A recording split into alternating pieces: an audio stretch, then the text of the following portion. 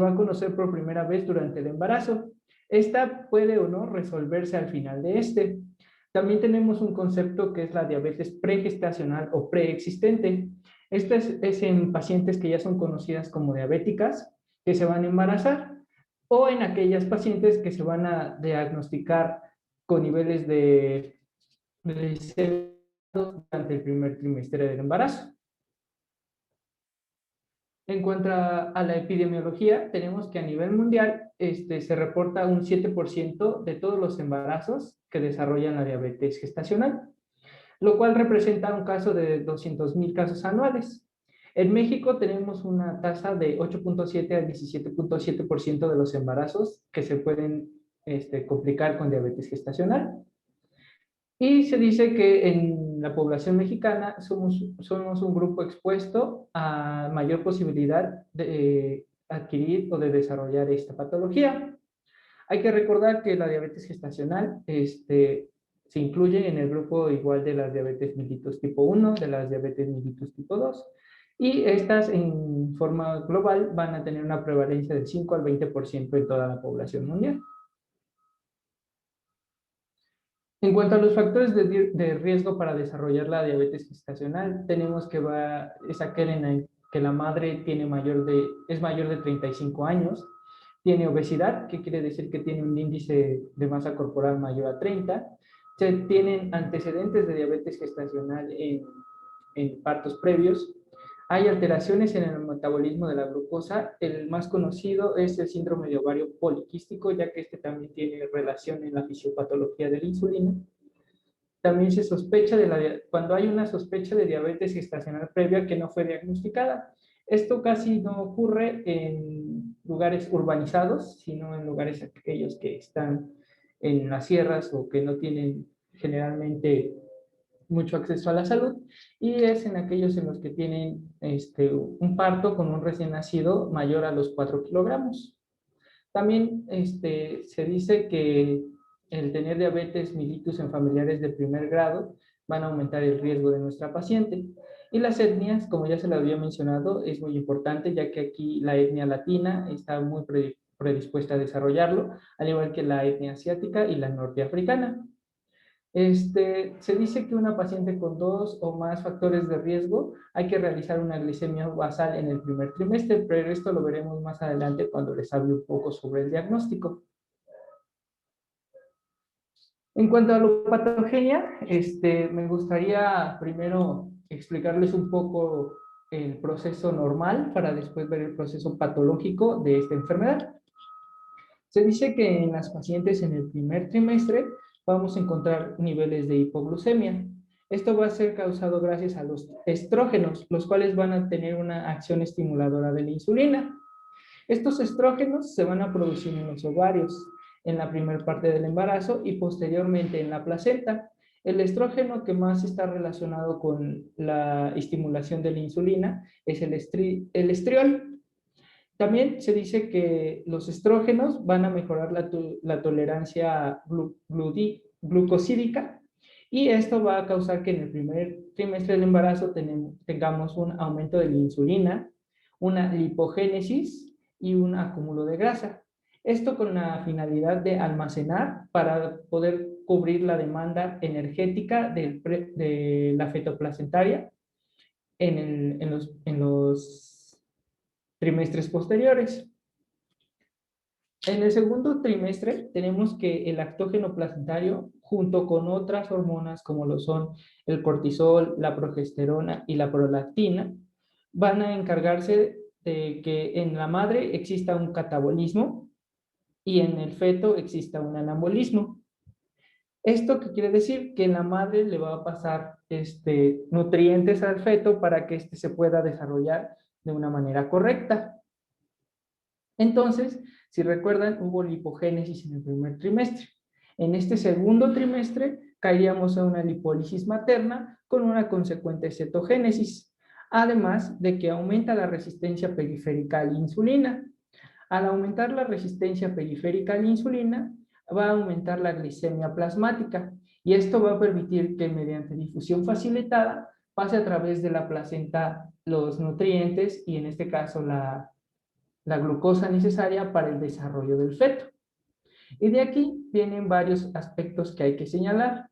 Como hay una glicemia aumentada, el feto a partir de la cuarta semana de gestación empieza a desarrollar su propia insulina. Entonces, el feto va, si está expuesto a un medio en el que hay demasiada insulina, su desarrollo va a ser, demasiada glucosa, perdón, su desarrollo va a ser hipoinsulinémico. Y de aquí la importancia de la diabetes gestacional. En la diabetes gestacional tenemos que la resistencia a la insulina va a estar aumentada, lo cual va a proveer de un medio glucémico mayor para proveer las necesidades del feto. Se dice que en una paciente embarazada normal, los niveles de insulina suben y esto va a causar que no haya una diabetes gestacional.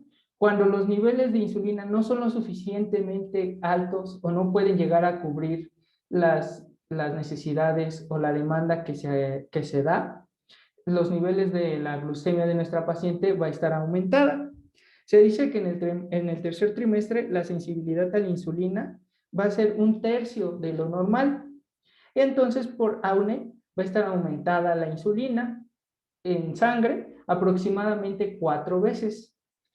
Entonces, en aquellas pacientes que no se logra cubrir la necesidad de insulina, son las que desarrollan la diabetes gestacional.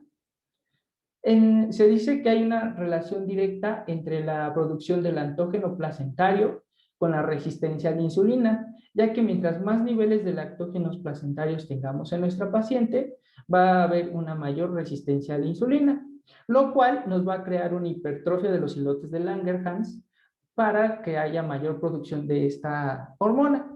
Se dice que en la segunda mitad del embarazo va a alcanzar el mayor punto de resistencia a la insulina, que se da aproximadamente entre las 32 semanas de gestación. ¿Les quedó alguna duda con la fisiopatología?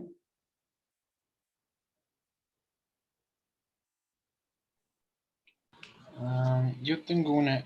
Claro, amigo. ¿Cuál era la hormona que mencionaste que provocaba la hipertrofia en el páncreas?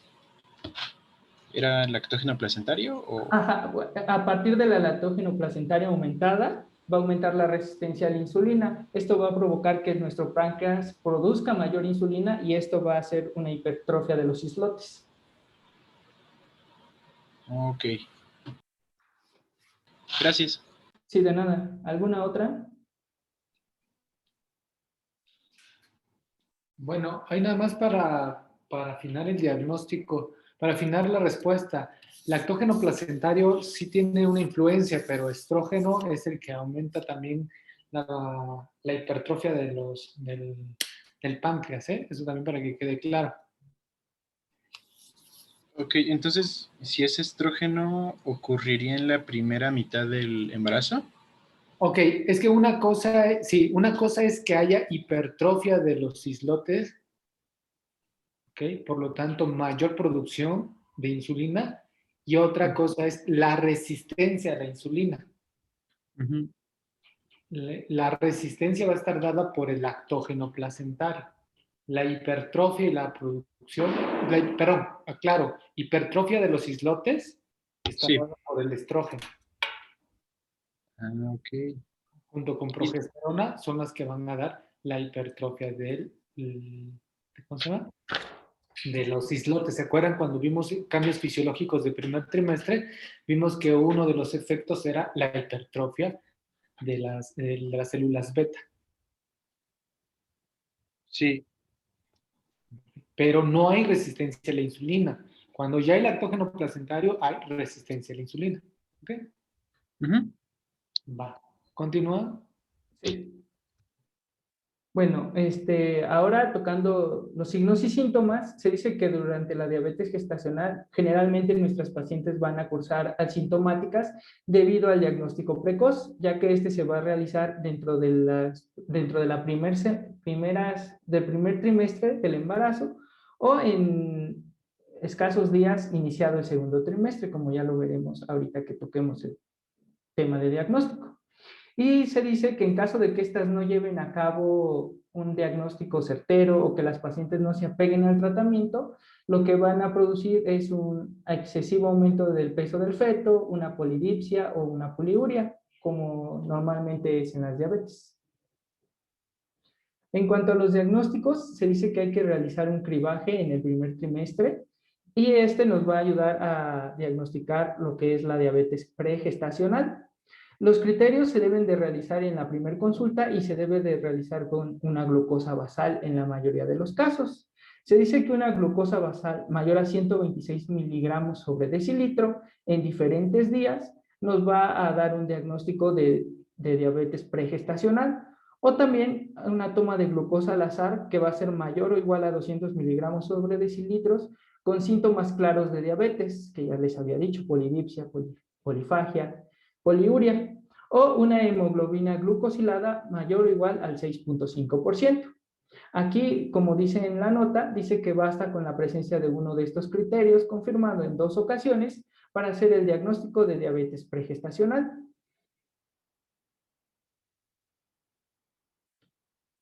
En el cribaje del primer trimestre también vamos a tener que van a existir pacientes con uno o más factores de riesgo de los ya mencionados y a estas les vamos a realizar una glicemia basal. Aquellas pacientes que tengan menor a 92, en algunas literaturas marcan que menor a 90 o a 95 incluso, hay que realizarles un O'Sullivan, que más adelante veremos en qué consta esta prueba. Se dice que las pacientes de 92 a 125 miligramos sobre decilitro van a ser anormales y esto se debe de confirmar bajo una sobrecarga oral de glucosa, que más adelante igual les explicaré cuál es el proceso. Y en aquellas que tienen mayor a 125 se diagnostican como diabetes mellitus franca. Hablando un poco del cribaje universal, o mejor conocido como test de O'Sullivan, consta en la administración de 50 gramos de glucosa vía oral y posterior determinación de glicemia en el plasma venoso pasado 1 hora. Esta prueba se dice que no requiere de ayuno y se va a considerar anormal cuando los niveles en glucosa en el plasma sean mayor a 140 miligramos sobre decilitro. De resultar anormal, se debe de confirmar el diagnóstico mediante una sobrecarga oral de glucosa, perdón. Y se dice que la paciente no estudiada en el segundo trimestre o pacientes con un O'Sullivan negativo, pero que con el desarrollo o con el paso del tiempo van presentando complicaciones, de igual manera debemos realizar una sobrecarga oral de glucosa. Es muy importante mencionar que esta prueba se debe de realizar entre la semana 24 y 28 de la gestación.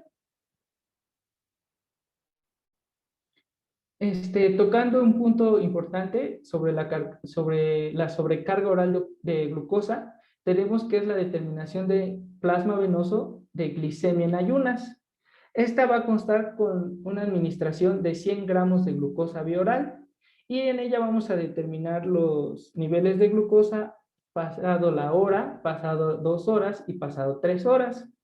Se dice que si 2 o más criterios de estos van a estar alterados o se encuentran presentes los que ahí les puse, van a considerarse una diabetes gestacional. Por ejemplo, si en la toma basal en ayunas de nuestra paciente, esta sale con más o igual a 105 miligramos sobre decilitro, se dice que tiene una diabetes gestacional directamente. Y si no, hay que hacer una determinación a la hora, a las 2 horas y a las 3 horas. Estos niveles mayores a 190 miligramos sobre decilitro, mayores a 165, en algunos dice que mayores a 160 miligramos sobre decilitro, y a las 3 horas mayores o iguales a 140 o 145 miligramos sobre decilitro. Si solamente encontramos un valor alterado, este test se debe de repetir de 3 a 4 semanas posteriormente. Aquí un diagrama donde nos podemos ubicar más fácil sobre todo esto que les he mencionado. No sé si pueden ver mi cursor, pero aquí dice valoración del riesgo en la primera visita. Si nosotros tenemos una paciente con factores de riesgo, vamos a determinar una glicemia basal en el primer trimestre. Si esta glicemia basal es mayor a 125, se considera una diabetes franca. o diabetes pregestacional. Si tenemos una glicemia de 92 o de 90 hasta 125, tenemos que realizar una confirmación con sobrecarga oral de glucosa. Si tenemos una glicemia normal que es considerada mayor a 92, en algunos casos menor a 95, se considera una paciente normal. En aquellas pacientes que no presenten ningún factor de riesgo, son catalogadas como pacientes que no tienen riesgo alto y también se les realiza un screening universal o la prueba universal que ya les dije, que es la prueba de O'Sullivan de la semana 24 a la 28. Como ya les había mencionado, los O'Sullivan, si son mayores o iguales a 140 miligramos sobre decilitro, debe de confirmarse el diagnóstico mediante sobrecarga oral de glucosa. Si no es así, se detiene la búsqueda de la diabetes gestacional. En los dos casos que llegamos a la confirmación por sobrecarga oral de glucosa, con 100 gramos de glucosa vía oral, como ya les había explicado, se debe de tomar los valores tanto basales, a la hora, a las 2 y a las 3 horas, como ya les mencioné, y se dice que si todos los criterios son normales, si el SOC fue antes de las 24 semanas, hay que repetirse nuevamente a las de 24 a 28 semanas. Si solamente encontramos un valor anormal, de igual manera se debe de realizar nuevamente de las 24 a las 28 semanas. Esto en el caso de venir en el primer trimestre. Si el SOC fue entre las 24 y las 28 semanas, hay que repetirlo de 3 a 4 semanas hasta la semana número 34. Y si tenemos dos valores anormales, es considerada directamente como diabetes gestacional. En cuanto a su tratamiento, tanto la guía de práctica clínica como Clinic de Barcelona nos mantiene empezar con una terapia nutricional y actividad física. Estas nos van a ayudar a mantener el control glucémico, a lograr una ganancia adecuada de peso y a evitar la cetonuria. Además de que van a favorecer la sensibilidad a la insulina y la actividad física se recomienda, como en todos los casos, realizar mínimo 30 minutos diarios. ¿Cuáles van a ser sus metas terapéuticas? Esto es muy importante, ya que se le da un tiempo de 2 semanas tanto a la terapia nutricional como a la actividad física para que éstas se consigan. De no ser así, entrará la terapia por fármacos. Entonces, las metas terapéuticas será que haya una glucosa en ayuno menor a 90 miligramos sobre decilitro, o una glucosa postprandial después de 2 horas menor a 120 miligramos sobre decilitro. En caso de no cumplirse, como ya les había mencionado, entre el tratamiento farmacológico. El tratamiento farmacológico consiste en administración de insulina. Este es un tratamiento de elección de la FDA que ha clasificado como tipo B, que ya sabemos que en el tipo B son en aquellas que no se han realizado pruebas en humanos, pero en animales sí ha demostrado una alteración teratógena. Y se dice que la insulina se usa en pacientes con diabetes tipo 2 tratada con hipoglucemiantes. Y Perdón. B no es que no produce, no es teratogénico, ¿eh? No, es que no se ha tratado en humanos. Así, pero no es teratogénico en animales. ¿Ah, no? No. B, no. A y B son medicamentos seguros que se pueden dar completamente en las mamás. Ah, ok. Pero no es teratogénico. Ah, ok. Sí, gracias, doc. Y la insulina recomendada es una insulina de acción intermedia como la NPH. Y esta se puede agregar al tratamiento una insulina de acción rápida, que más adelante ya veremos en qué manera.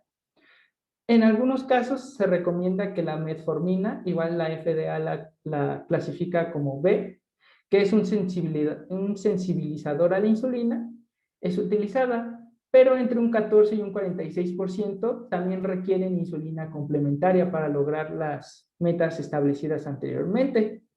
Esta hay que considerarla que va a estar contraindicada en pacientes con daño renal y hepático. Aquí les dejo un cuadro de igual manera, en el que nos dice que el tratamiento inicial siempre va a ser con dieta y ejercicio. Si las metas glucémicas no son logradas, hay que utilizar hipoglucemiantes, como la metformina que ya les había comentado. Si la meta de la glucemia en ayuno es menor a 95 miligramos y postprandial menor a 120, como ya les había dicho. Si no hay control, se agrega insulina, una dosis inicial de insulina que va a ir aumentando progresivamente. Por aquí podemos ver que se da de 0.5 a 0.7 de las 6 a las 18 semanas. Después de las 18 a las 26 semanas se da de 0.7 a 0.8 y después mayor a las 26 semanas se da de 0.9 a 1.1. Aquí es donde empieza la diferenciación. Dice que se puede dar 2/3 de la dosis en la mañana, los cuales van a estar divididos en 2/3 de dosis NPH al desayuno y 1/3 de dosis de insulina rápida al desayuno. Y la otra mitad de la dosis se da en la tarde. Esta va a estar compuesta por la mitad de la dosis NPH al dormir y la mitad de la dosis de insulina rápida en la cena. Y así para lograr la meta de la glucemia, que es la misma que ya les había comentado anteriormente. Aquí les puse un cuadro, podemos ver lo que ya les había mencionado, que la dosis va a ir aumentando. La insulina de acción rápida es su inicio de acción, que es de 30 a 60 minutos, la NPH, que es de acción intermedia, que es de 60 a 120 minutos, y su pico máximo en qué tiempo se alcanza. Aquí tenemos un cuadro de donde nos indican las candidatas al uso de la metformina en el embarazo, que son aquellas pacientes con síndrome de ovario poliquístico y con tratamiento de metformina, en pacientes con falla en la terapia médica nutricional, en pacientes con un índice de masa corporal mayor a 35, en aquellas que tengan una glucosa en ayunas menor a 110 que no responde al tratamiento médico nutricional, en aquellas que su edad gestacional al momento del diagnóstico esté por arriba de las 25 semanas de gestación, o en aquellas que tengan una historia previa de diabetes mellitus gestacional. Su dosis recomendada es de 500 a 850 miligramos. Y se van a ir incrementando de 500 miligramos, dividido de 1 a 3 tomas, con el alimento más importante de la comida. Estos incrementos se deben realizar por semana para disminuir los riesgos de efectos secundarios, dando así una dosis máxima de 2.000 miligramos al día.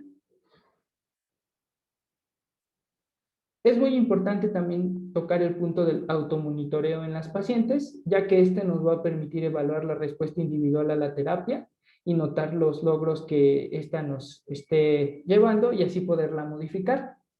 De igualmente va a prevenir la hipoglucemia, ya que es una de las complicaciones más características, y va a ayudar a un ajuste nutricional y al mismo del tratamiento farmacológico, como ya les había mencionado.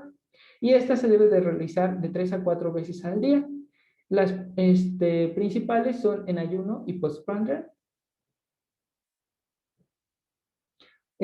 ¿Cómo va a nacer nuestro feto? ¿O por qué vía va a nacer nuestro feto, mejor dicho?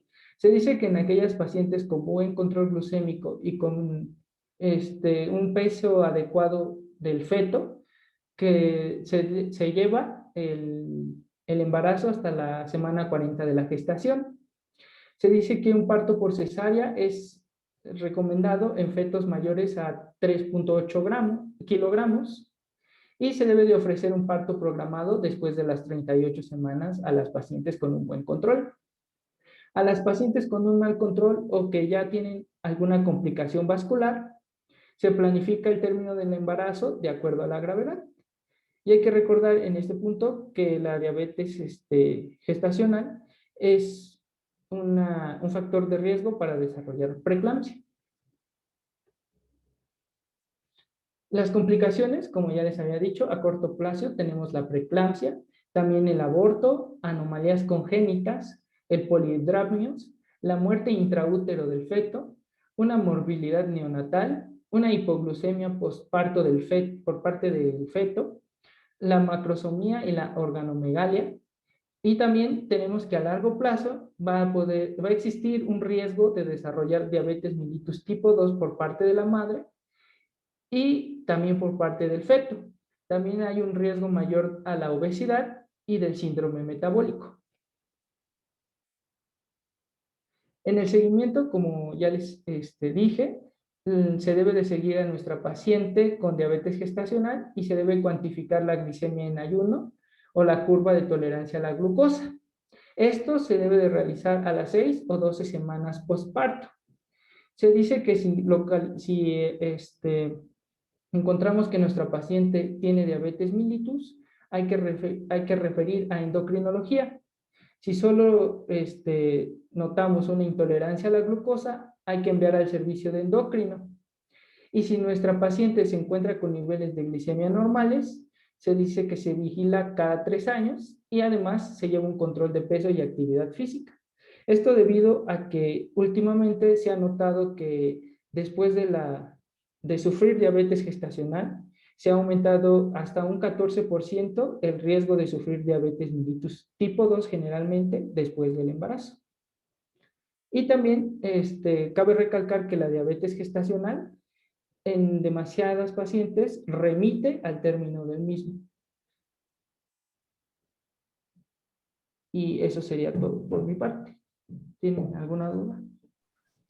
Perdón, Brian, quiero pedirte una disculpa. Sí, efectivamente, sí es efecto teratogénico, lo dijiste bien, yo me equivoqué. Ah, sí, doctor, no se preocupe. Sí. Nada más que no hay, o sea, este efecto teratogénico en los animales lo dijiste correctamente, pero en la madre no se ha demostrado. Ajá, exacto, sí. Sí, yo te pido una disculpa, lo dijiste bien. Sí, no se preocupe. ¿Alguna duda o pregunta? Doctor, en cuanto a la clínica, ¿estas pacientes van a tener también la tríada de polidipsia, poliuria y polifagia? No. Bueno, sí, pero cuando sea muy severo el caso. Honestamente, la gran mayoría del diagnóstico se hace de rutina o se hace al azar. En una prueba de laboratorio encuentras la alteración y pides la curva, o en el tamizaje, ya sea de Sullivan o la curva, es donde hacemos el diagnóstico. Así raro, que encontremos la triada como un poliuria, polidipsia. Entonces es muy raro. Sí lo encontramos, sí lo hemos visto, pero cuando se presentan, desgraciadamente, son casos muy severos, que debutan así. O sea, incluso a veces pueden llegar a ser una cetoacidosis diabética, principalmente. O sea, son raros, por lo regular no es lo habitual. En toda mi práctica, una vez he visto eso, pero llega así deshidratada, con la respiración agitada, ¿okay? Inconsciente, no inconsciente de tal, pero somnolienta y que ha perdido peso, ¿no? Entonces, una vez nada más, sí, se fue directo a la terapia, todo se estabilizó, cetoacidosis diabética y todo. Pero no, es raro, en la práctica diaria es raro que lo encuentres. Ok, doctor. ¿Dudas antes de dar el resumen de la clase? Que estuvo muy bien, la clase estuvo muy bien resumida. Es un tema difícil y lo supiste resumir adecuadamente, ¿ok? Pero ahorita nada más quiero que se lleven los puntos claves, que sobre todo es el tratamiento y el tamizaje. Eso sí lo van a ver ustedes, eso lo ven diario lo van a ver ustedes, diario, en el servicio social. Y eso sí necesito que lo dominen.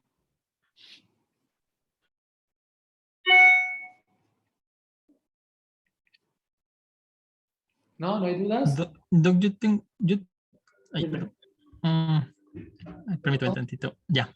Yo tengo una duda, bueno, más bien que es con algo con lo que yo, bueno, respecto a lo que yo leí de la curva de tolerancia a la glucosa. Ahí nuestro compañero bien pues, lo puso ahí que eran de 75 gramos que ocupan en el laboratorio para hacer la prueba, pero había leído que se recomendaba dar la indicación mejor a la paciente que mejor consumiera alimentos que ella habitualmente consume, dado que cuando se hace la prueba de esta tolerancia a la glucosa, esa cantidad como que no es representativa a lo que habitualmente la paciente está expuesta de glucosa. Así es. Ok. Dame un segundito. Entonces, ajá. Listo. Sí, efectivamente. Déjame quitarla, no me veo yo. Ok, efectivamente. En algunas situaciones y en algunos hospitales, como la Gineco 4, es lo que realizan. Toman la muestra en ayuno y le mandan a desayunar a la paciente. Ellos se justifican en que efectivamente lo que tú dices es verdad, oye, no representa la dieta, probablemente ella coma más, sea una dieta más rica en carbohidratos que lo que está dando, o sea menor.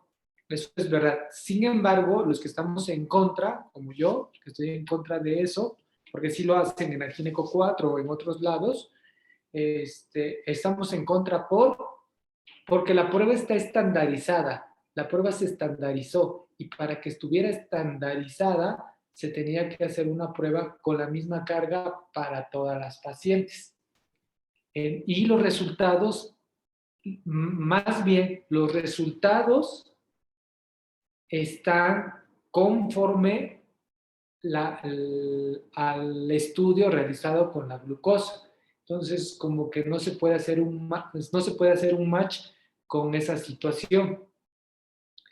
Es decir, por ejemplo, yo les hago un examen y si tengo que hacer un examen para todos, un ejemplo, pues tiene que ser el mismo examen, ¿no? No puedo hacer un examen así, un examen acá, uno. ¿Por qué? Porque si no, no está estandarizada la prueba. La prueba tiene que estar estandarizada. La prueba estandarizada se hizo con estos cortes y con este grado con estos gramos de glucosa. Entonces, cuando, por ejemplo, en la Gineco 4 ahí lo hacen así, que lo que tú dices, ellos se basan en dos situaciones. Uno, que tienen que representar la dieta de la paciente, ¿ok? Para que no den unos falsos. Y dos, porque no se consigue los suministros como la glucosa de 75 gramos, es decir, el paquetito. Sale más caro andar comprando paquetitos y a que mejor la paciente vaya y desayune, no le cuesta nada al hospital y aparte me justifico con base a que voy a checarla respecto a su dieta. Sin embargo, la prueba no está estandarizada con dieta. Entonces, ese es el punto en contra que le tenemos, que la prueba está estandarizada con 75 gramos de glucosa. Si no está estandarizada, pues la prueba no tiene como tal valor. No sé si me doy a entender. Sí, ya entendí. Okay. Pero si es válido, sí, o sea, en la vida real, lo que tú me dices es verdad, la Gineco 4 lo hace. La Gineco 4 lo hace, o sea, sus pacientes de la Gineco 4 lo hacen. Idealmente debería de ser así, no debería de ser. Idealmente debería ser o la curva con los 75 gramos o 50 gramos, si es el test de Sullivan, o al revés, hacer un estudio para estandarizar esa prueba de lo que va del desayuno, para tener puntos de corte cuando la paciente va a desayunar o puntos de corte cuando la paciente se le da 75 gramos de glucosa. Okay, gracias, doctor.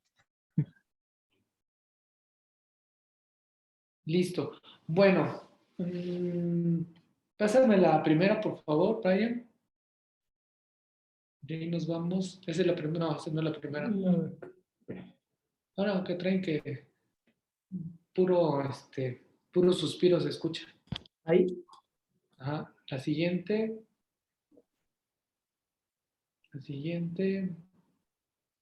Creo que es la 5. La siguiente.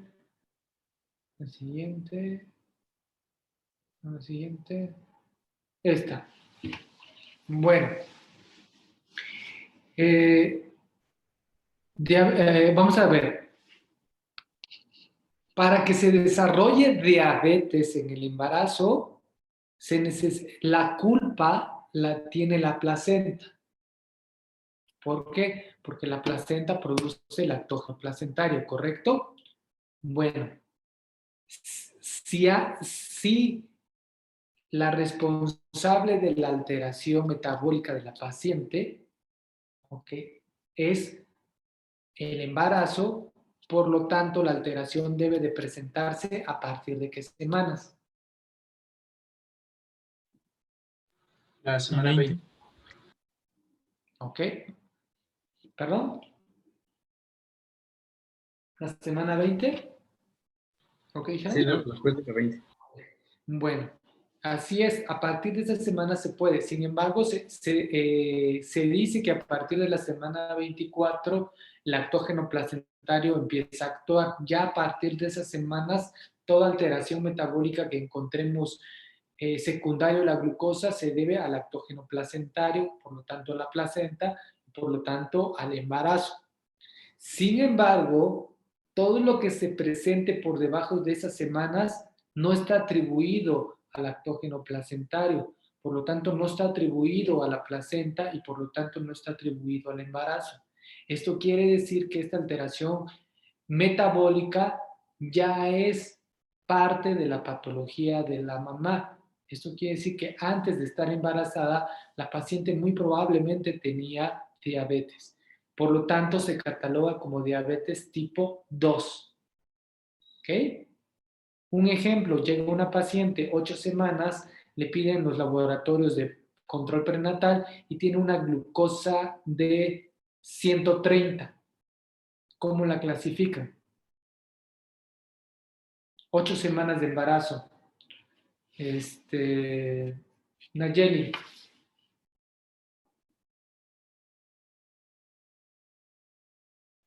No, no está Nayeli. No, sí,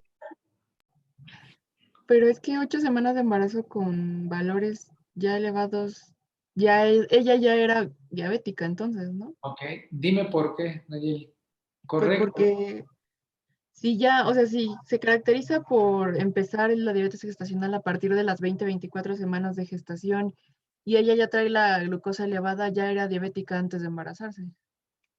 Ok, correcto. Tú dices, oye, pues me está diciendo que a partir de la semana 20, ojo, a fines de examen 24, ¿eh? O sea, siempre repréndense. El inicio del lactógeno placentario a partir de la semana 24. ¿Ok?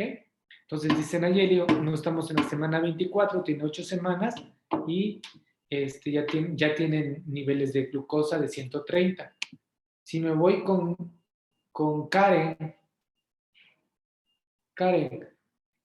cambios fisiológicos del primer trimestre. ¿Cómo está la glucosa a las 8 semanas? En el primer trimestre tenemos hiperglucemia, ¿no? Ok. 130 es hipoglucemia, Karen. No. ¿Qué te están diciendo? ¿Sí o no? No, yo dije que no. Entonces, 130 es hipoglucemia. No. 130 es normal a las 8 semanas. Pues no, tampoco. ¿Okay? José, bien. Entonces, por lo Sí, doctor. tanto, ¿cómo diagnosticas a esa paciente que llega a tu consultorio 8 semanas con una glucosa de 130? Pues es una paciente con previo diabetes tipo 2. Así es. Ojo en el examen, ojo en el examen. Ojo, esto sí es pregunta de examen de edad, esto sí es de que van a ver del diario, lo van a ver en su servicio social.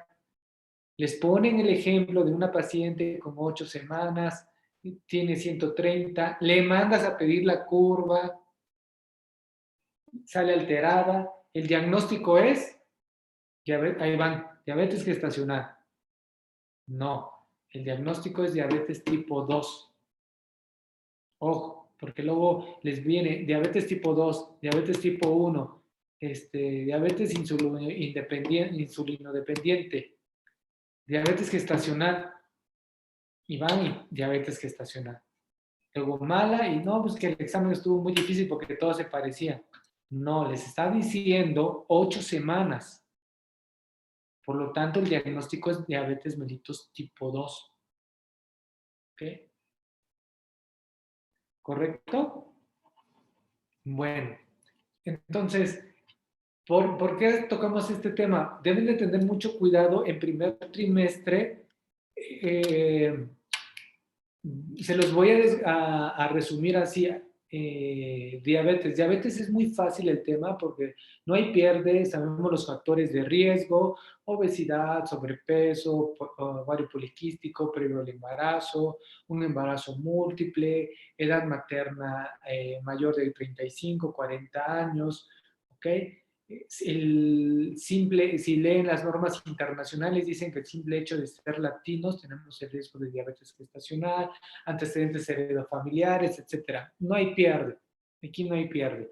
Simplemente nosotros los mexicanos somos una raza muy susceptible a diabetes, más aparte nuestra dieta rica en carbohidratos. Punto. No hay pierde. ¿Ok? En el embarazo. Lo difícil, el diagnóstico no es difícil. Ahorita vamos a desglosarlo nada más, ¿ok? Con respecto al diagnóstico de diabetes. Lo que muchas veces es pregunta o confusión es cómo lo voy a abordar en mi práctica diaria. Eso es donde hay mucha confusión. Y la guía de práctica clínica te lo dice, pero a veces también es un poquito confusa porque te dice, cuando tiene de tantas a tantas semanas, así lo vas a manejar. De tantas a tantas semanas, así. De tantas a tantas, así. Y vas a repetir. Entonces ya te confundes y dices, ¿cuándo lo voy a repetir? ¿Cuándo no lo voy a repetir? ¿Cuándo sí voy a hacer la curva antes? ¿Cuándo? Y es muy fácil, y este es el objetivo del resumen. ¿Cómo lo voy a hacer en mi práctica diaria?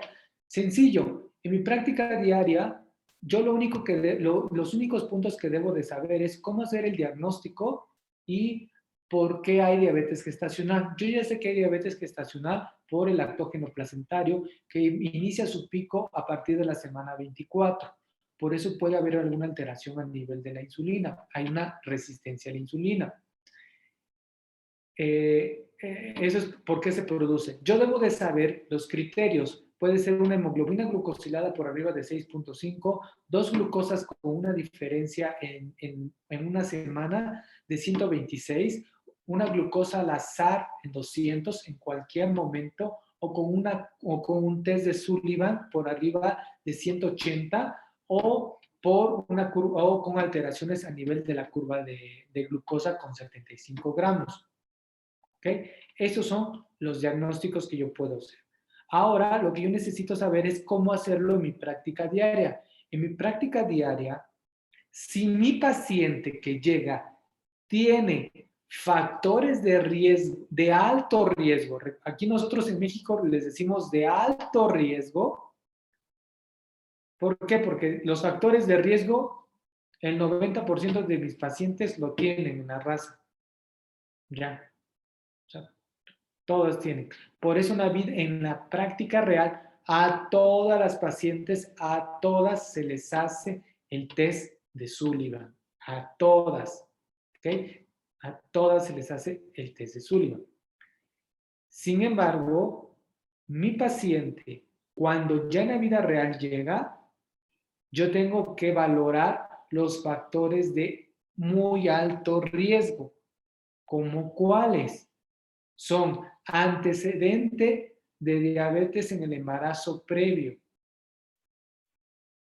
antecedente de macrosomía fetal, ¿ok?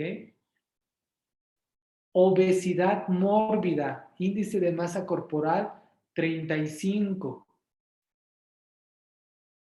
¿ok? Ovario poliquístico, o si clínicamente la veo con acantosis nigrans.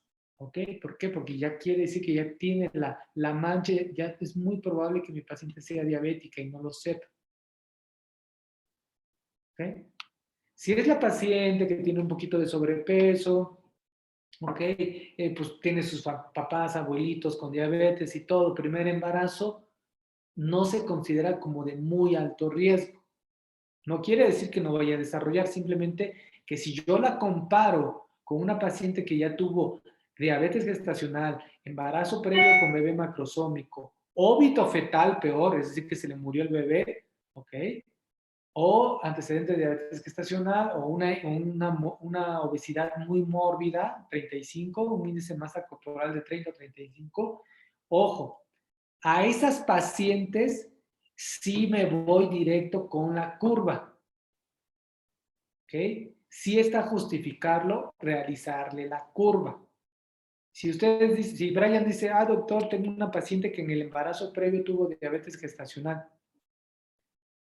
¿okay? Y me sacó una glucosa en ayunos de 90, 91. Esa paciente automáticamente tiene que irse a curva. No se tienen que esperar a la semana 24. La guía de práctica clínica dice a las pacientes de alto riesgo realizarle la curva en las primeras semanas de embarazo. Si ustedes van y leen los factores de riesgo, van a decir, pues todas mis pacientes son factores de riesgo, entonces a todas mis pacientes les voy a hacer la curva. No, solamente a los factores que realmente pesan, que son los que les acabo de comentar. Es lo mismo como preeclampsia. Preeclampsia hay una infinidad de factores de riesgo y los que más pesan, ¿cuáles son, Daniel?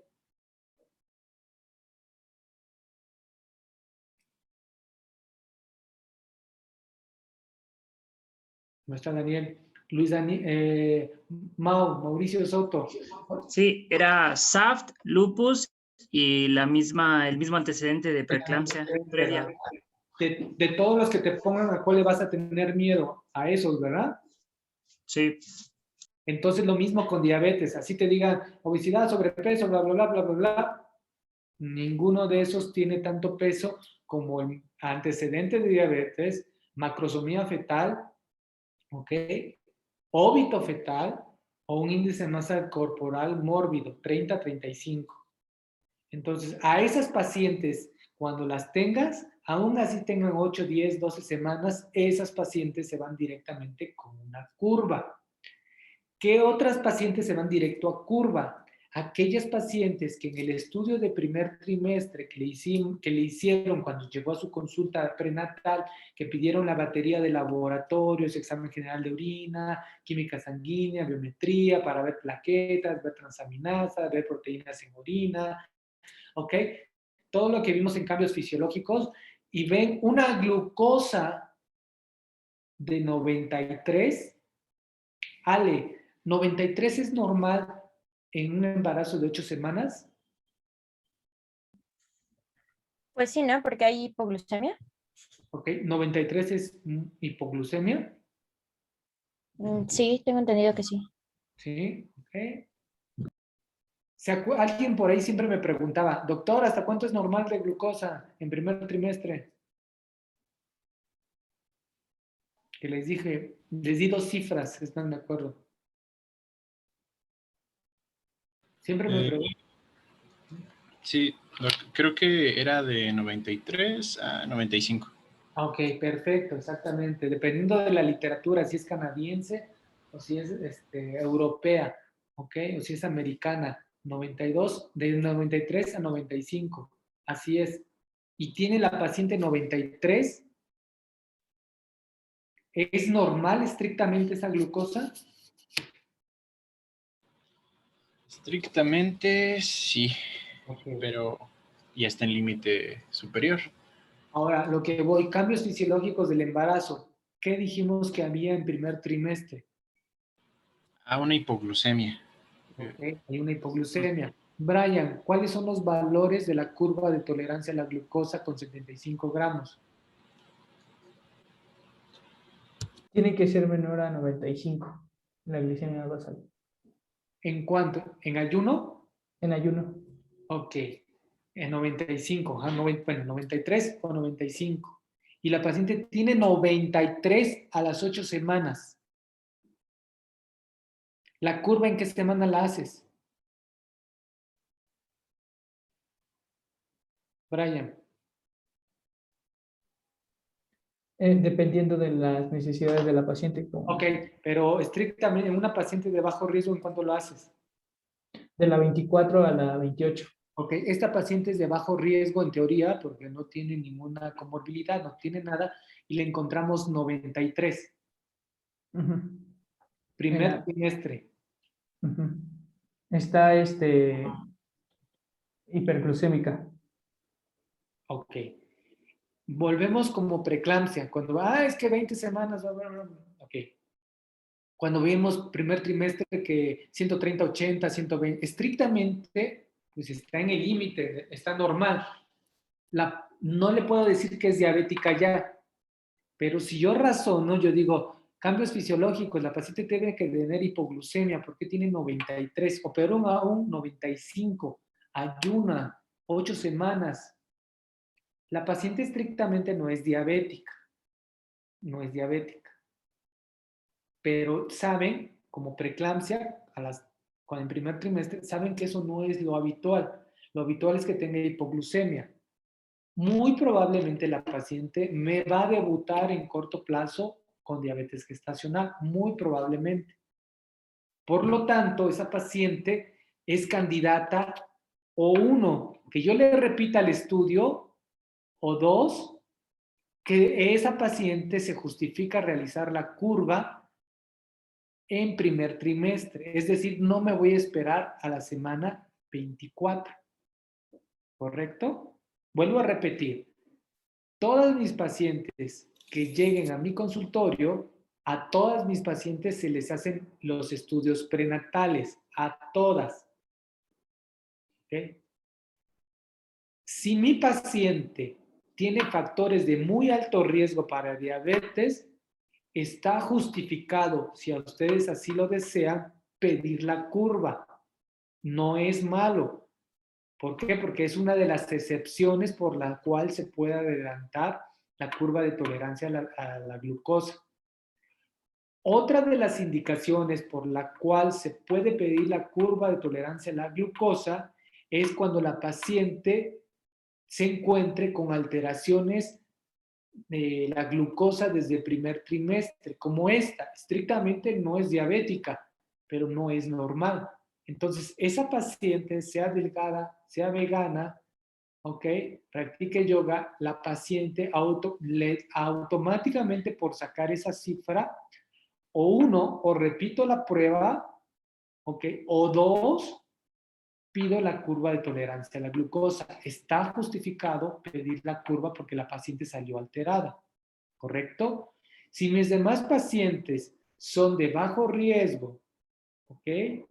Para diabetes, o en sus niveles de glucosa salieron normales, hasta ahí me quedo y ahí les voy a repetir el estudio hasta la semana 24. ¿Va? ¿Sí? ¿Quedó claro esto? Sí, doctor. Entonces, a partir de 93, Ajá. a partir de 93 estrictamente es cuando repito el estudio, o sea, si me sale con 90, 91, 92, Inclusive 90 ya andaría. puedes sospechar. O sea, 90 ya puedes sospechar. Ok. Esto es como la pregunta que les hice del examen de preeclampsia. Una con 130-80 o 128-30. ¿Es normal la presión en primer trimestre? No. Lo mismo sucede con diabetes. Y esto de diabetes, esto créanme que lo ven del diario, lo vemos, del diario. Lo que yo no quiero es que se aprendan las cosas de memoria como dice la guía, sino que razonen. Es puro razonamiento. Yo tengo una paciente que tiene factores de muy alto riesgo, puedo hacerle la curva, o sea, estoy justificado a hacerle la curva. Tengo una paciente que me salen glucosas entre azul y buenas noches, como 93, 90. Si ya tiene 90, incluso 108, pues un ejemplo, 100, 102. ¿Por qué? Porque la definición dice que debes de tener dos diferentes por arriba de 126. Nunca dice que tengas una al azar por arriba de 95. ¿Correcto? Sí. Sucede lo mismo con hipertensión gestacional. Debes de tener por arriba de 140, 90. Pero ¿qué pasa, doctor, si yo tengo 130, 80 en primer trimestre? No es normal. Lo mismo sucede con la paciente. Muy probablemente sea diabética la paciente cuando salen con esos niveles. Y por eso, con los cambios fisiológicos, bajó su glucosa y lo más que bajó fue a ese 100, a ese 98, a ese 95. A esta paciente está justificada realizarle la curva. Y peor aún, hay compañeros quienes ya no se van a la curva, automáticamente rebasando los 95, la diagnostican como diabetes gestacional. Ya ni realizan la curva. ¿Por qué? Porque una de las definiciones de la curva dice que debo de tener en ayuno 95, de 93 a 95. Y si la paciente tiene 96 a las 10 semanas, ya no está, algunos compañeros, y está justificado, ya no realizamos la curva. Ya automáticamente la paciente es diabética. ¿Sí quedó claro por qué? Sí, Sí, doctor. doctor. Incluso diabética sería mellitus tipo 2 en ese caso, ¿no? Exactamente, ese sería el Ok. nombre correcto, diabetes tipo 2. Así es. De hecho, así queda catalogada. Paciente de 8 semanas enviada, clasificada como diabetes tipo 2, así no las, y eso así no las mandan ustedes. Esas sí no las mandan ustedes, los pasantes, los que están, así no las mandan. Paciente con 8 semanas, diabetes tipo 2, porque tiene una glucosa de 100. Ustedes le mandaron ese y trae 100, queda. Nadie les va a reclamar nada porque está totalmente justificado. Está justificado. Y de hecho llega la paciente, doctor, es que yo no le creía al doctor, dice que tengo diabetes, pero nada más fue porque me tomé esta muestra, es que un día antes cené sandía y por eso me subió la glucosa. No, ya no es, ya automáticamente. ¿Por qué? Porque uno de los criterios de la curva es tener por arriba de 95 en ayuno. ¿Ok? Listo. Ahí que va.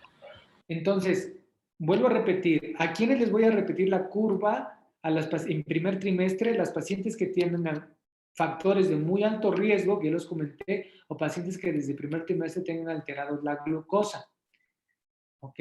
Si mis demás pacientes se catalogan como bajo riesgo, simplemente les pido la glucosa al azar. Si la glucosa al azar está normal, voy a repetir la curva en la semana 24.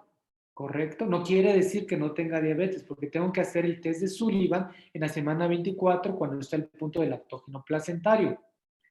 Y lo mismo, si la paciente que tiene factores de muy alto riesgo, le hago la curva y sale normal, la siguiente pregunta es, ¿le voy a repetir la curva a la semana 24 cuando esté el pico del lactógeno placentario? ¿Sí o no? Porque ya le hice una curva y salió negativa. Sí. Sí, ¿Quién dice que sí? yo, doctor. Ok, así es, Iván. Se tiene que repetir, ¿por qué? Porque una cosa es que tenga los factores de muy alto riesgo, pero en ese momento no haya desarrollado nada, pero no está exenta que la semana 24 con el lactógeno placentario me vaya a desarrollar diabetes gestacional. Por lo tanto, se repite la curva nuevamente en la semana 24. Lo mismo con la paciente que probablemente salió como salió 93, Iván le pide la glucosa porque dice, sí, yo le quiero pedir la glucosa, no vaya a ser la de malas, le pide la glucosa y salieron las cifras normales. Entonces, como salieron las cifras normales, ok, no, ya no, aún así han salido normales en la semana 24, le tienes que repetir la curva de la curva de tolerancia a la glucosa en la semana 24. ¿Va?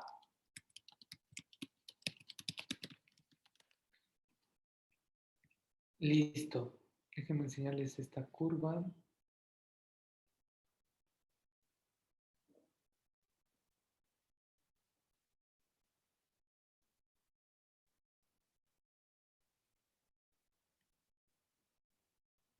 Compartir pantalla.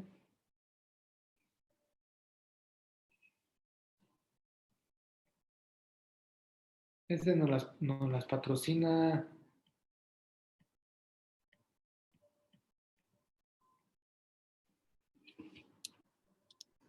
Hay que agradecerle para compartir pantalla.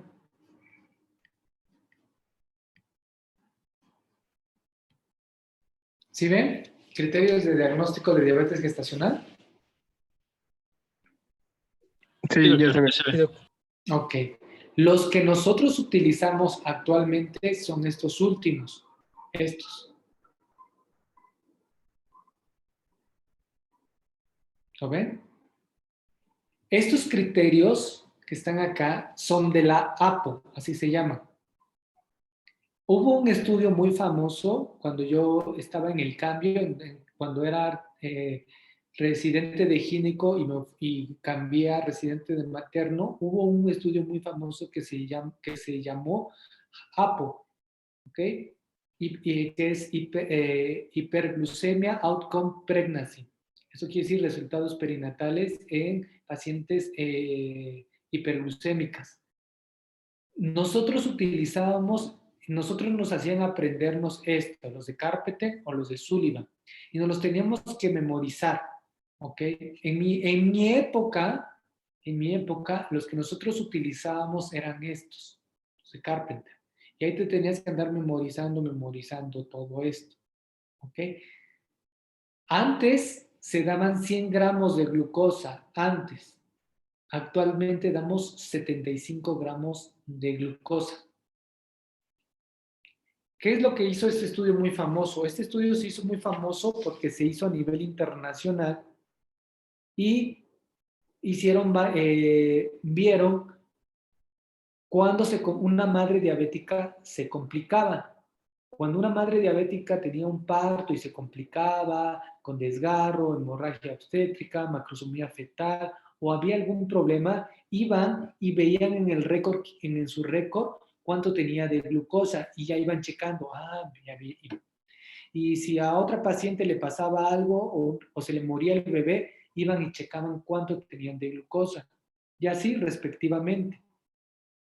El estudio evaluaba resultados perinatales, ojo, resultados perinatales, es decir, quiénes se me complicaban o con qué se me complicaba más frecuentemente una embarazada. Ese era el objetivo del estudio. Sin embargo, oh sorpresa, cuando sacaron sus resultados, vieron que las pacientes que tenían que eran pacientes relativamente controladas porque se manejaban con el Carpenter o con el Sullivan, cuando se manejaban con esas cifras, aún así las pacientes tenían complicaciones obstétricas. Por lo tanto, ellos en su conclusión decidieron que se debería de bajar los niveles de glucosa para tener un resultado perinatal más seguro y disminuir las complicaciones. Esto fue el estudio APO y fue muy famoso. ¿Por qué? Porque a partir de ahí hubo grupos que decidieron cambiar los puntos de corte de la curva de tolerancia a la glucosa, que son estos, de 92, 180 y 53. ¿Okay? Actualmente ya no hay, ya todos, les puedo decir que un 90% de médicos ya nos basamos con los resultados de la APO, pero fue muy controvertido porque en su momento muchos no aceptaban los resultados de la APO. ¿Y por qué? Porque esto sí deben de saberlo. No estaban de acuerdo porque decían que el estudio nunca fue estructurado o nunca fue ideado para tener puntos de corte. El objetivo del estudio fue determinar resultados perinatales nada más. El objetivo del estudio nunca fue determinar cuáles eran los niveles de glucosa que se deberían de tener. Ahí es donde nos mataban a nosotros, porque decían, no acepto tus cortes porque tú estás utilizando unos puntos de corte de un estudio que nunca fue elaborado para realizar eso. ¿Ok?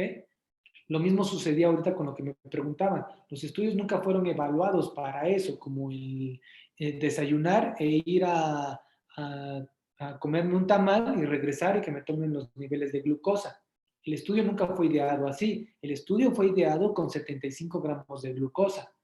Lo mismo, el estudio no fue ideado para tener puntos de corte. El estudio fue ideado para ver resultados perinatales.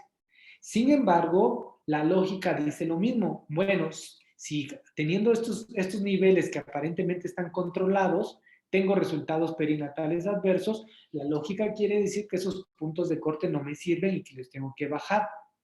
Pasaron más de 8 años para que actualmente ya se manejen estos puntos de corte, que son los que utilizamos en la gran mayoría de los hospitales, en la gran mayoría, que son estos. Estos puntos de corte vienen del famoso estudio APA.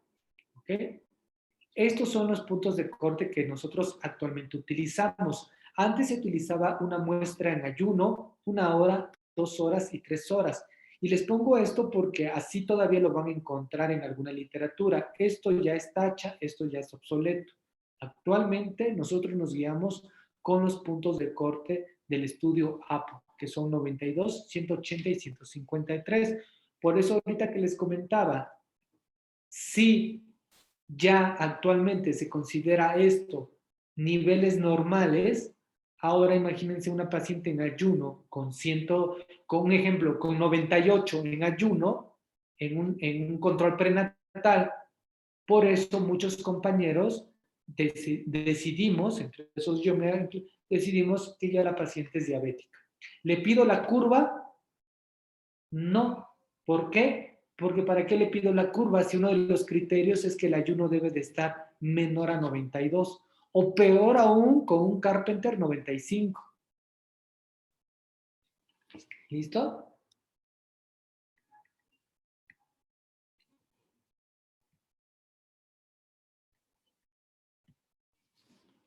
¿Me pones tu siguiente diapositiva, por favor, Bae? Sí, doctor, espérame. ¿Esa? Sí. Bueno. Listo. Diagnóstico. En el diagnóstico hay múltiples formas de llegar al diagnóstico de diabetes. Vuelvo a repetir. Puede ser curva, puede ser al azar, glucosa por arriba de 200. ¿Ok? Puede ser la siguiente, por favor. Había una que tenías una. La siguiente, por favor, vayan. Acá, aquí. Puede ser glucosa en ayuno. Una hemoglobina glucosilada por arriba de 6.5 también es diagnóstica. Entonces, esto se deben de aprender porque no nada más es la curva. Antes, estos criterios ya estaban descritos desde que yo era residente.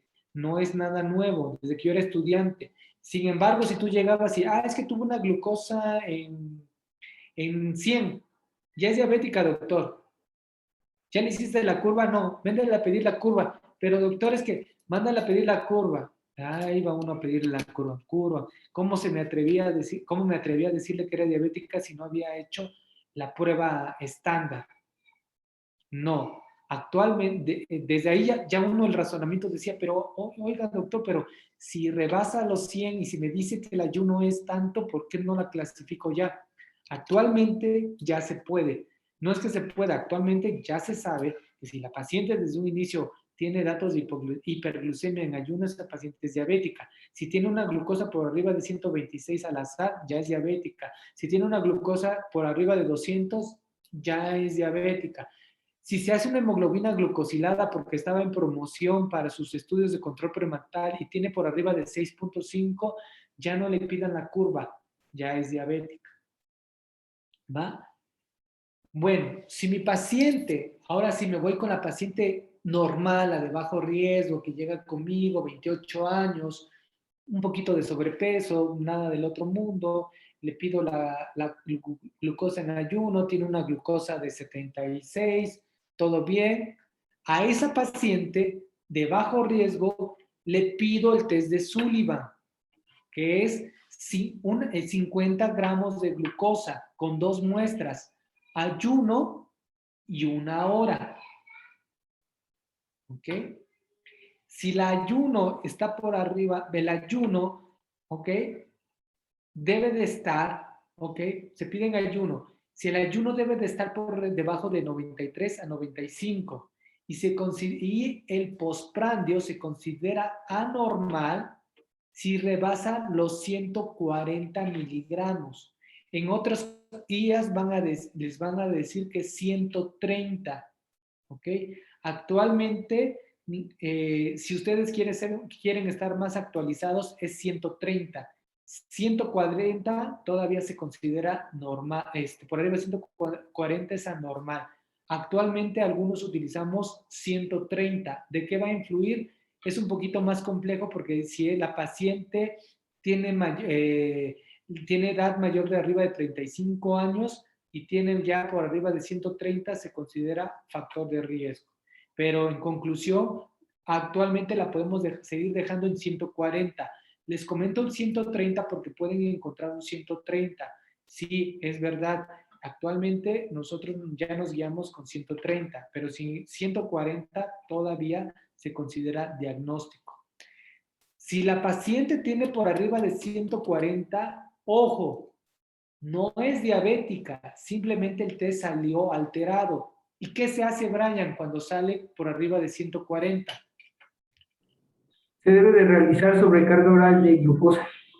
¿Cuánto? Pues ya son los valores de mayor a 125. No. ¿Con cuánto de glucosa le vas a dar? Bueno, yo en la bibliografía decía que 100. Ok, actualmente es 75 gramos. 75 gramos es lo que le debemos de dar a al paciente, ¿va? Y hago la curva con los criterios APO. ¿Ok?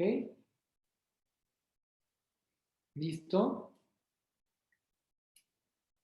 ¿No se les hace algo tedioso así? Un poquito. ¿Quién dijo un poquito? Yo, Daniel.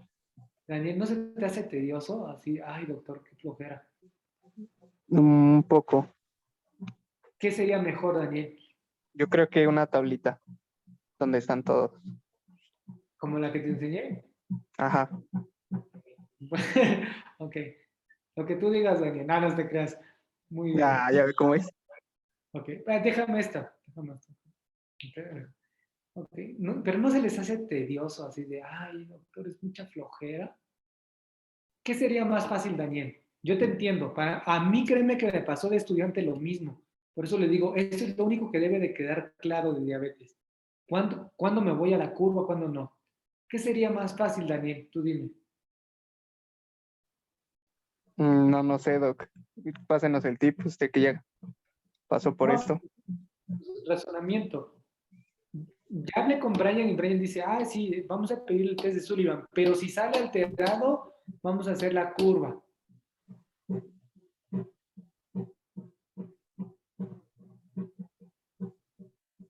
¿Qué se les hace más fácil? ¿No? ¿Ir a la curva directa? Sí, precisamente por eso muchos médicos se van directo a la curva. ¿Por qué? Porque si hago el test de Sullivan y el test de Sullivan me sale por arriba de 140, tengo que hacer la curva. Y es muy fastidioso, aparte de que es muy fastidioso ahorita que estar haciendo el ejercicio, es muy fastidioso y que la paciente vaya, se tome la glucosa, vomita, porque vomitan, es muy feo, y luego se marean, están en ayuno, la muestra, espérese, regrese en 1 hora. Por eso muchos médicos directamente se van a la curva de tolerancia a la glucosa. ¿Por qué? Porque se van directo a la confirmatoria. Si sale una alterada, lo siento señora, es diabética gestacional. ¿Sí me doy a entender? Sí, doctor. Entonces, eso es lo tedioso de diabetes gestacional. Se los van a pedir, esto lo van a ver, y aquí juega mucho el razonamiento. Lo dicen las guías de práctica clínica, lo dicen, pero a veces aprendérselo no se lo recomiendo que se lo aprendan, simplemente razonen. Y volvemos a hacer el resumen. Si mi paciente, por ejemplo, aquí dice, la paciente, la valoración de riesgo de la primera visita es de muy alto riesgo, ya les dije cuáles son de alto riesgo, ¿ok? Aquí viene que si mayor a 25, diabetes, 92 a 92, sí, curva. Que si 2, si menor a 92 es normal. Sigamos el algoritmo. Y es lo mismo lo que les acabo de decir. La paciente es de muy alto riesgo, vete a curva. No pasa nada. Aquí, no pasa nada. Si ya está alterado, por arriba de 95, ya ni le hagas curva. Ya es una diabetes. ¿Por qué? Porque ya vieron los criterios AP. Si está media dudosa o tú dices, no, doctor, yo como que todavía le dudo, sí le creo que fue la sandía que se cenó. Ah, bueno, hazle la curva. No pasa nada, nadie te va a criticar. Estás en lo correcto, ve a la curva. Si esa paciente de muy alto riesgo salen bien sus niveles de glucosa, en ese momento está normal, pero le vas a volver a repetir la curva en la semana 24, independientemente haya salido normal. ¿Ok? De ahí, si la paciente es de bajo riesgo, se va al screening universal o de Sullivan o a la curva. En fines didácticos se va al Sullivan. En fines prácticos, ustedes mismos lo ven, ay doctor, es mucha flojera, pues bueno, hazle la curva. ¿Es malo hacer la curva directamente? No. No. Simplemente eres más práctico y probablemente lo único malo es que le va a costar más el estudio a la paciente, pero ya vas a tener la confirmatoria, ya no vas a estar dando vueltas. Si le mandas a hacer el test de Sullivan, nada más acuérdate los niveles, que por arriba de 140 es anormal la curva, el resultado, y se tiene que ir a una curva. Por eso acá dice, si arriba de 140 sí, vete a la curva. Si es menor, hasta ahí ya acabaste. En la práctica diaria, en la vida diaria, todos nos vamos a la curva mejor. Es más práctico que irnos al test de Sullivan. ¿Ok? ¿Listo? Si sale por arriba de 180 el test de Sullivan, ya no se vayan, ya es diagnóstico, ya es diagnóstico. Test de Sullivan por arriba de 180 ya es diagnóstico. ¿Va? Esto es lo único tedioso de diabetes, cómo hacer el diagnóstico. No es difícil, no es difícil. Simplemente ahorita probablemente se les haga un poquito tedioso.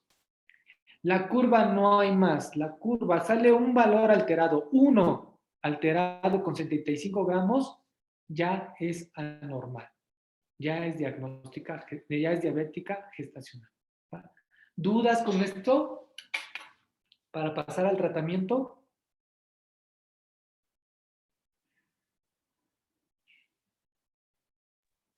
No, Bueno, creo que no. si no hay dudas, vámonos al tratamiento al final. Doctor, tengo una. En cuanto a la curva, había encontrado que si solo nos salía uno alterado, se catalogaba como intolerancia a la glucosa y se recomendaba repetir en 3 semanas. Ya eso es obsoleto. Eso es obsoleto. Okay. Tú dices la curva. Una vez que haces la curva, un valor alterado es diagnóstico. Se acabó. Ya no existe resistencia a la insulina. Ya no existe eso. Ok, entonces ya se maneja como diabetes gestacional a partir de 1. Ok.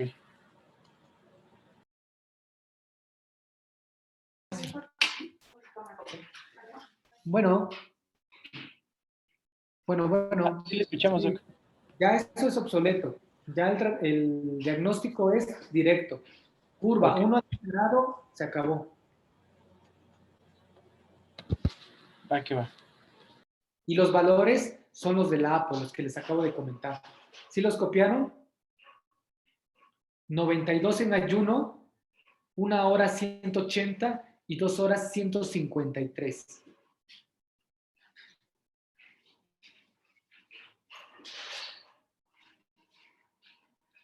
¿Dudas? Tratamiento, ya para irnos. Tratamiento 1. La base del tratamiento, el 90% de las pacientes con solo dieta es más que suficiente. Por lo tanto, la tienen que derivar a dietología. 2. Uso de metformina. Es el medicamento que es la segunda etapa para iniciar. Puede ser de 8.50 cada 12 horas, máximo 8.50 cada 8 horas. ¿Ok? Segundo punto. Tercer punto, junto con metformina, actividad física. ¿ok? La actividad física se limita más a caminata. Si pueden nadar, es lo mejor. Es el ejercicio ideal en las pacientes diabéticas. Si no, con la caminata es más que suficiente. Punto número 3, insulina. Insulina es ¿cómo se llama? El tratamiento que se tiene que iniciar de inicio temprano si ya hay alteraciones a nivel de la glucosa. Insulina, ponme la tabla de insulina. Ok. Esas dosis, en teoría las utilizamos, en teoría, pero todo está bien. Sin embargo, nosotros siempre utilizamos dosis bajas y utilizamos 0.3. Siempre, todos los ginecos empezamos con 0.3. ¿Por qué? Porque ahí dice de 0.5 a 0.7, 0.7, 0.8. Sí es verdad, así está descrito, les soy honesto. Así en toda la literatura que encuentre, la van a encontrar así de acuerdo al trimestre. Es verdad. Gracias a Dios en el ENAP no les van a preguntar por trimestres, les van a preguntar el manejo. ¿Ok? Pero en la vida real, si ustedes a una paciente le hacen el diagnóstico y dice, ¿cuántas semanas tiene, señora? Tengo 20 semanas. Ah, dice que empiece con 0.7 con 0.8. Y pesa 80 kilos, ¿ok? Van a utilizar más o menos 64 unidades. Es muchas unidades para una paciente. Les va a caer una hipoglucemia, les va a dar un susto y les va a dar miedo utilizar insulina. ¿Ok? ¿Por qué? Porque la paciente no está acostumbrada a utilizar insulina y no está acostumbrada a utilizar niveles normales de glucosa. Por eso se va a sentir débil y con hipoglucemia. Por eso siempre utilizamos 0.3 unidades. Dosis bajas para no tener cuadros de hipoglucemia. Y como lo describió Brian, 2/3 de lo calculado va a ser en la mañana, 1/3 en la noche, y de lo que se calcula en la mañana, 2/3 van a ser de NPH y 1/3 de insulina rápida. Y en la noche, de ese tercio, mitad y mitad va a ser de NPH y mitad de insulina rápida. Un ejemplo, supongamos que empiezo con 0.3 y la paciente pesa 70 kilos. 3 por 7, 21. Van a ser 21 unidades las que yo voy a utilizar. Siempre redondeamos, utilizamos números pares en insulina. Entonces, si utilizo 21, o utilizo 20 unidades o utilizo 22. Si me da un poquito de miedo utilizar insulina y es mi primera vez, voy a utilizar 20 unidades. De esas 20 unidades dicen que 2/3 voy a utilizar en la mañana y 1/3 en la noche. Voy a dividir 20 entre de 3. ¿A cuánto toca? A 3 por 7, 21. Más o menos en número redondo, 7. Quiere decir que 2/3 voy a utilizar en la mañana. ¿Cuánto es 2/3 de 21? 14.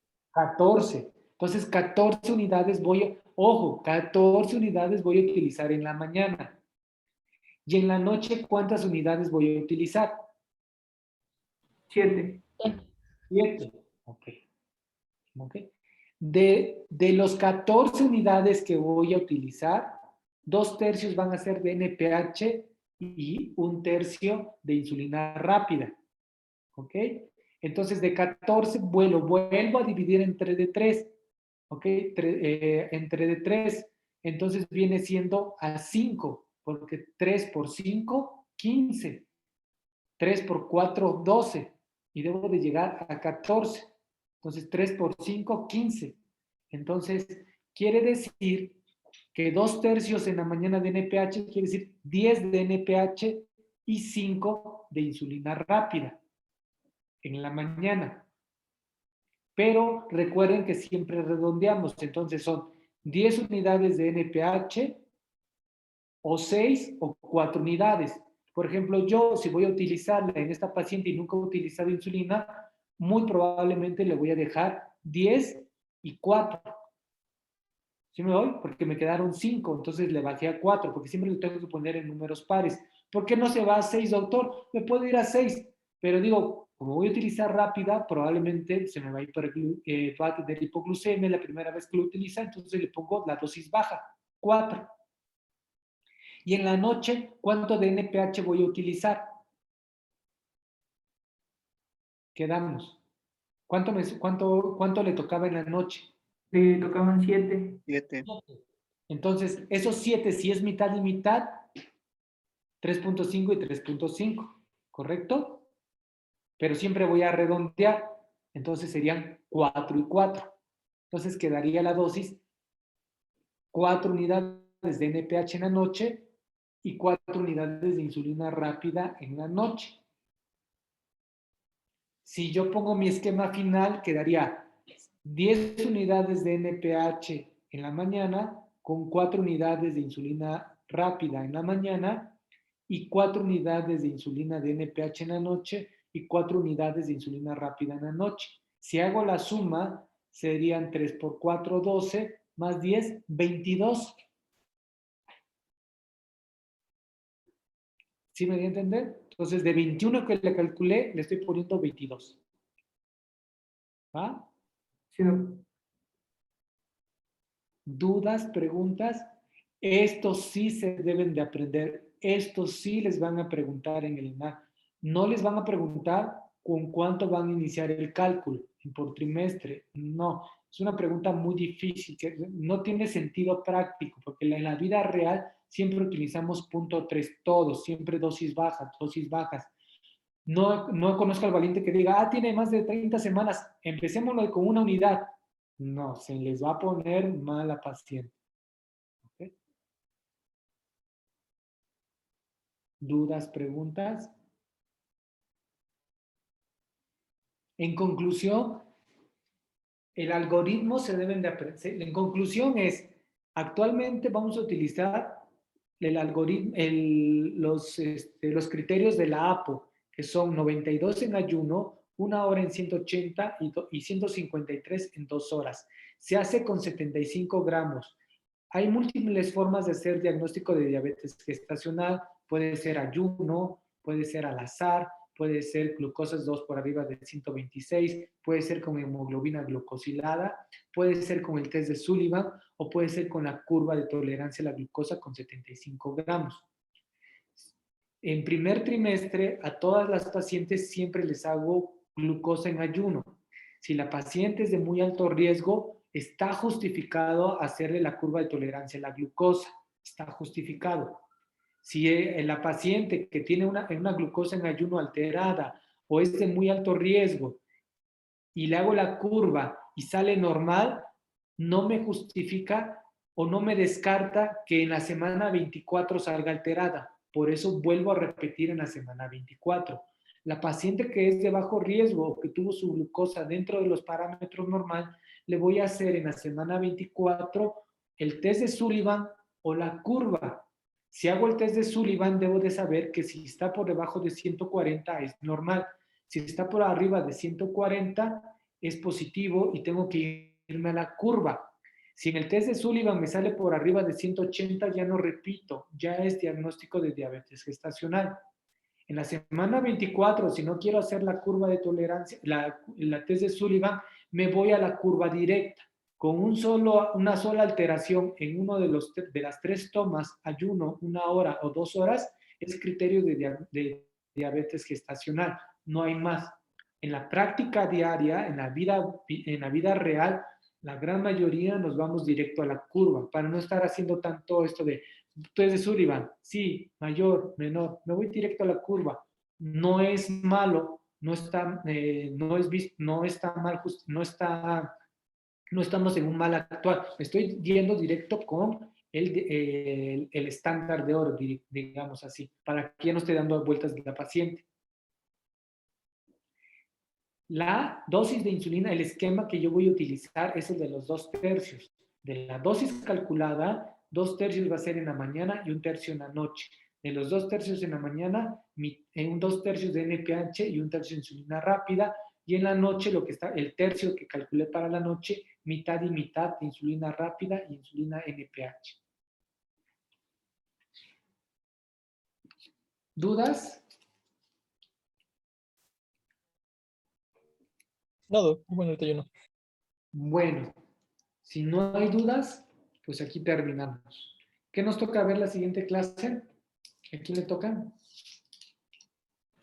Creo que a mí, doctor, tiroides. Ok, listo, para esperar tu clase. Dicen que no va a haber clases el miércoles. Eso quería hablar con ustedes. No quieren tener, para mí no hay problema si vemos la clase el miércoles, pero si ustedes dicen que es su día oficial y no quieren tener clases, pues no, pero por mí no hay problema, principalmente para terminar con el temario.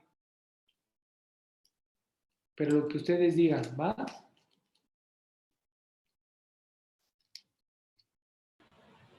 Sí, doctor.